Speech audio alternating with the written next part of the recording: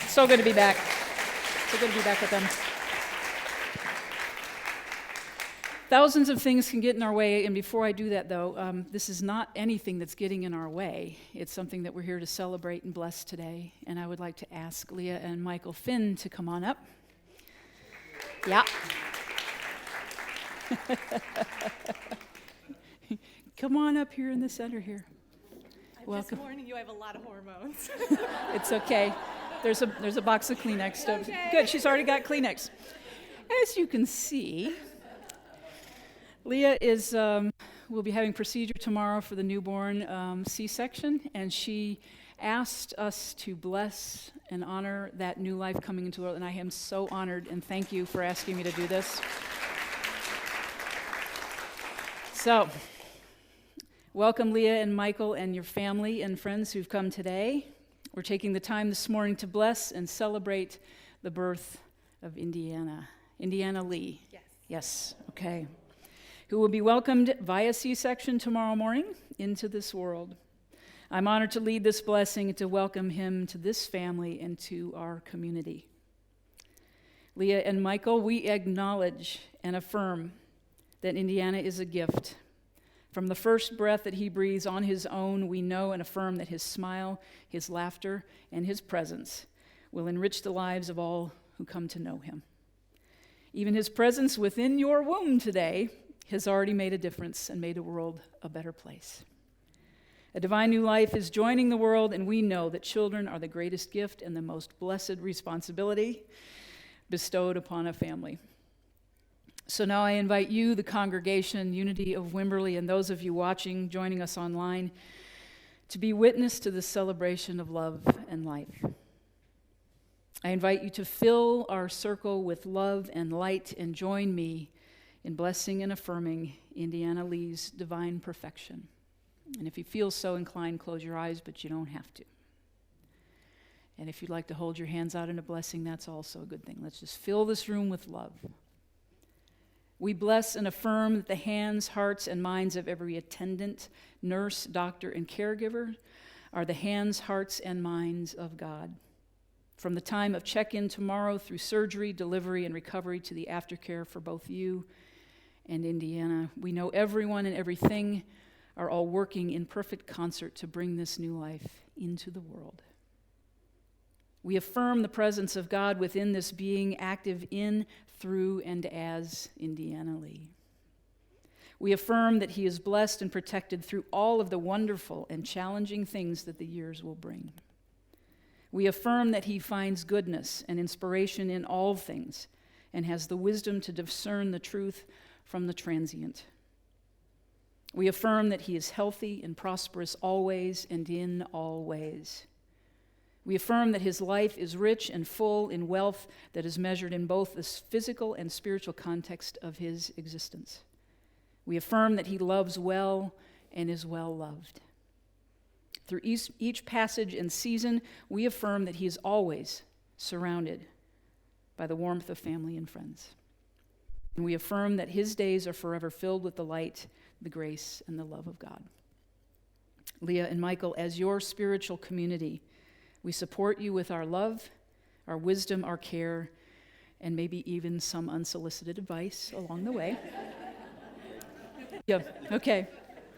So that you and Indiana Lee and Ford live your highest, most joyful, and love-filled lives. We celebrate Indiana Lee's birth as he comes into this world bringing the gift of joy and hope for all of us who have the honor of sharing in the innocence and delight of his spirit. And blessings to you all. And so it is. Amen. Thank you. Thank you so much. You're very welcome. So that puts some things in perspective about thousands of things that get in our way, doesn't it? I was so glad I wanted to circle back around. And I have to tell you, there was some communication about doing this blessing this morning with Leah and Michael and Reverend Jill. And I had forgotten that song, Thousands of Things. I haven't done that song in years. And I forgot in the very first verse, there's an intern wearing scrubs. And I was like, cool, love it. That's how it works. So what I'm talking today is about always do your best. And how many of you last year took, or I'm sure most of you are familiar with the book, The Four Agreements? Yeah, and took the class maybe last year. And you know that the fourth agreement is always do your best. I'm not going to take you through the four agreements because I'll take them through quickly. The first one is be impeccable with your word. The second is don't take anything personally, or maybe that's the third one. No, that's the second one. And the third one is don't make assumptions. And the fourth one is always do your best. And the fourth one pulls together the first three, because if you're not doing your best in any of those first three, they don't really come together for us, do they? How many of you are in the Dare to Lead class right now? Yes. It's pretty mind-blowing, is it not? And growth-oriented. And what you'll see is a lot of the same things going on in what's called the Braving inventory with this book. And if you're not familiar in the congregation or watching online, Reverend Jill's been doing a 7-week series on Brene Brown's Dare to Lead book, Leading with Courage, and as one of it's called, Embracing the Suck of doing the work that we know we're meant to do, the stuff that we know we're supposed to be doing our best at. And I don't want to use the word supposed as a negative thing, that we're supposed to be doing stuff.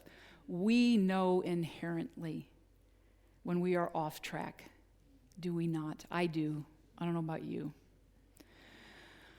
But growing up, when we heard, always do your best, that means a lot of things to a lot of people, different things, different experiences and the underpinnings of the belief system underneath that.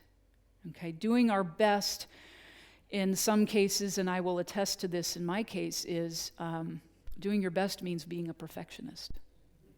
Being so demanding of yourself and other people that a lot of times we can't do our best because we get stuck. We get so overwhelmed with, what's the next thing? What's the best thing? And we're always pushing that we get lost and we get overwhelmed, and then suddenly it's like, I'm not going to do anything. That's right. And perfectionism is a form of self-defense. It really is.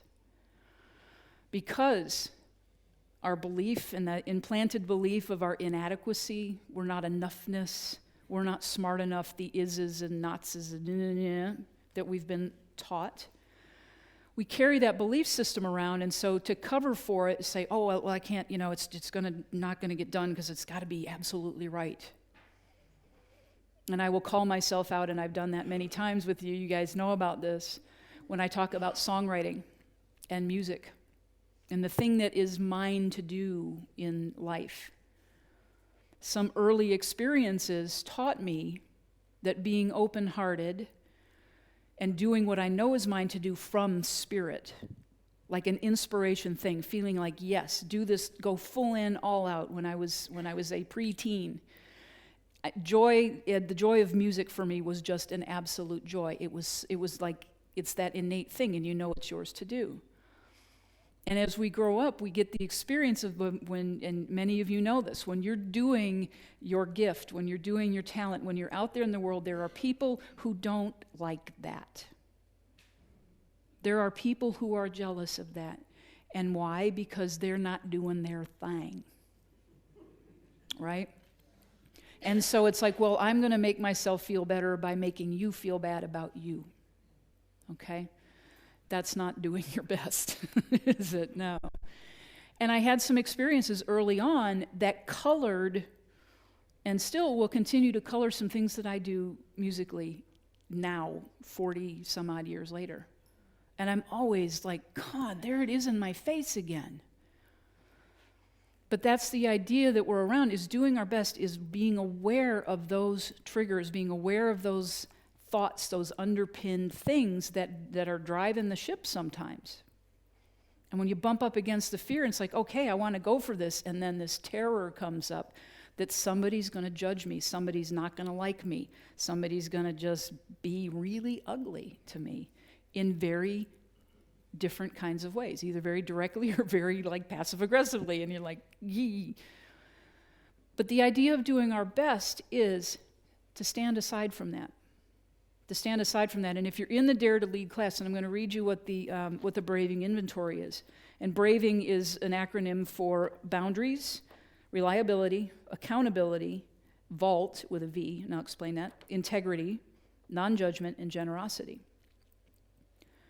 Being brave and standing in our power requires us to have some boundaries, to have healthy relationships, to have the place that we are secure in ourselves, we can give an authentic yes or an authentic no to somebody.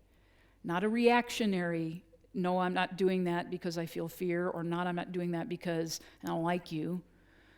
But a place of standing just gently and calmly in our strength and saying, no, I cannot, or I am choosing. Choice is a very important word. I'm choosing not to do this today, or I'm choosing to do this. It takes a lot of courage. How many of you know how much courage it takes sometimes to stand aside from gossip and back chatter and standing and just saying, I'm going to step over here for a little bit. Go on about your business, but I'm choosing not to engage. You'll get some pushback, most likely. You'll get some pushback from people saying, well, who the hell do you think you are, Missy? Familiar, right? But it still is taking a breath and centering and grounding in the strength and staying focused on our values. In order to do our best, we've got to know what our values are. What do we believe in? Not this, that's what my parents did, and that was, what the faith tradition of my youth or my school or whatever. Is getting clear, getting open, being open to knowing what you really believe. And are they really your beliefs, or were they some old stuff that got planted in there that you just keep agreeing with? I like how these overlap. The boundaries, keeping the boundaries. You respect my boundaries, and when you're not clear about what's okay, and when you're not clear about what's okay and not okay, you ask. It takes courage to ask for what you need. That's part of a safe, healthy boundary. That ties very much into the 4 agreements with don't make assumptions. I'm just going to assume that you have this boundary, or you're against me today, or you love me today, or whatever it is. If you're not clear, ask. That's doing your best. Reliability ties into reliability and accountability ties into that being impeccable with your word. Do what you say you're going to do. Follow through. That's doing your best. Doing your best with that every day, even when you might feel like you're screwing up a little bit. The thing is, we are going to do it. We're going to screw up. I do it all the time. I'm doing my best, the best that I know how with what I've got. We sang that song earlier today. I'm doing the best I can with what I've got right now. And what that means is the best that I've got at the level of conscious awareness that I have. And my practice is to keep expanding my awareness.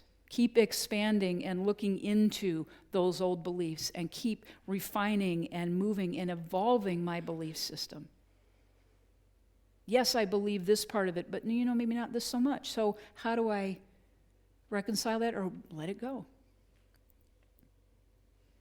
Doing our best is just, number 1, showing up. Number 2, knowing where we're headed. Pick a place. Pick where you want to go. Pick what you'd like to experience, and then stay with it. One of the challenging things about doing our best, and one of the things, the question that comes up often that I hear a lot of in people that I talk to, and it's like, well, what do you do when you know that you've done your best and it didn't turn out the way you wanted it to? That's one of the most challenging things that we can experience. Yes. I put my all into it. I did my best. I listened to guidance from Spirit. I took all of the signs. I read all of the directions and everything, and yet it still didn't turn out like I wanted it to. The short version that might be a little prickly for some is, if that door ain't opening, it might not be your door.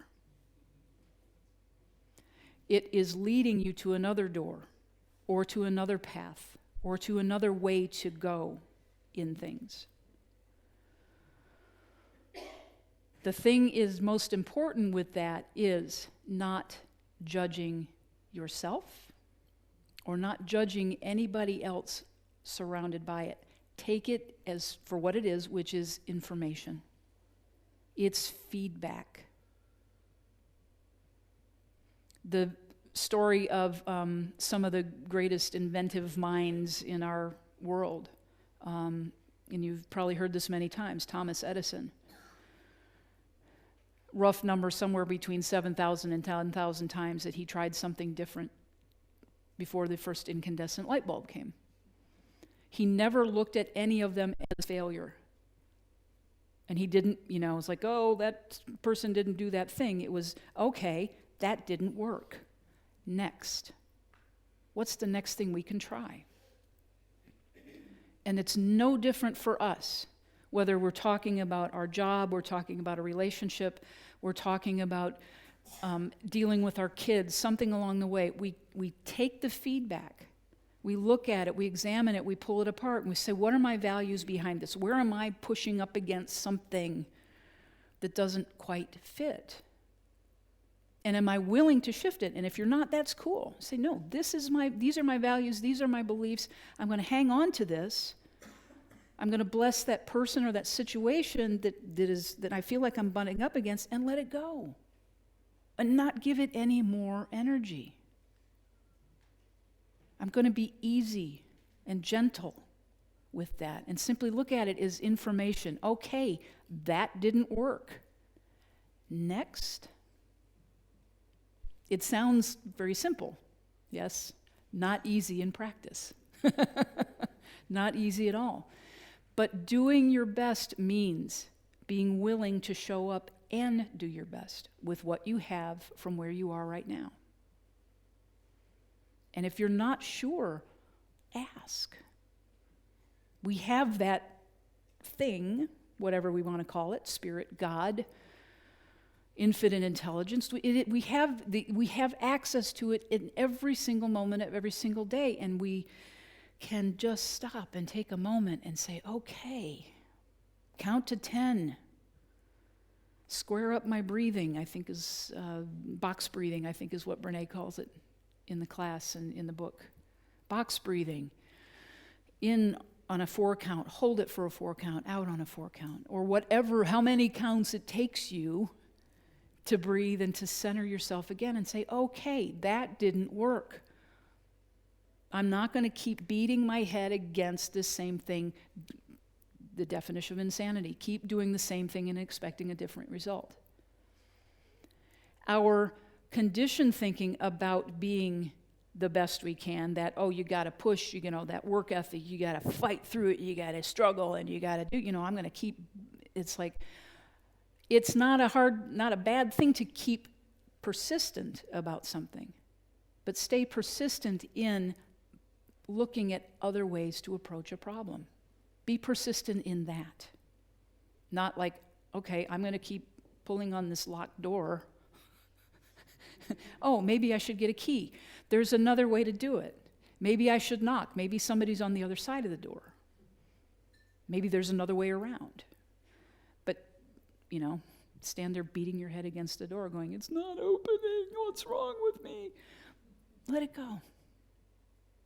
Learn to be gentle. Practice being gentle. Practice, number 1, going to that very first unity and new thought principle that God is all there is. When there's nothing left, or that it seems like you don't have any other direction to go, remember that you always do. God is. We are. That is my mantra, my mantra, my mantra when anything comes up anymore that I bump up against and I don't like it.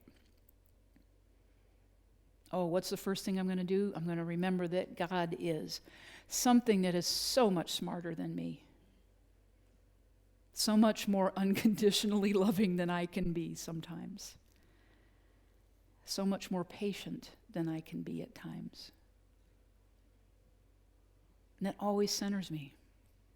And as soon as I get there, that gentle opening space, that's right, God is, I am. Because God is, I am.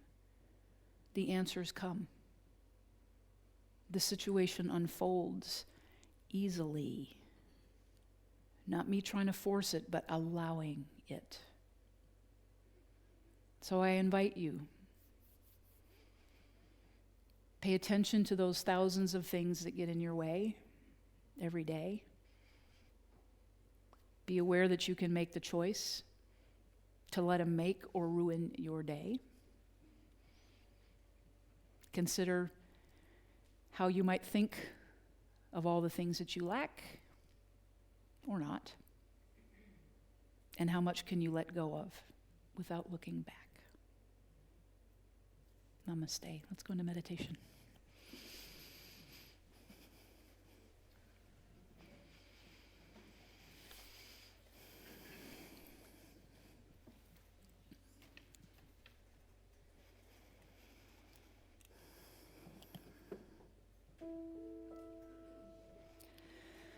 So let's breathe.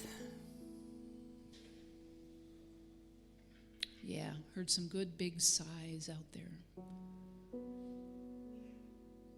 Fully in, fully out, letting it go, just being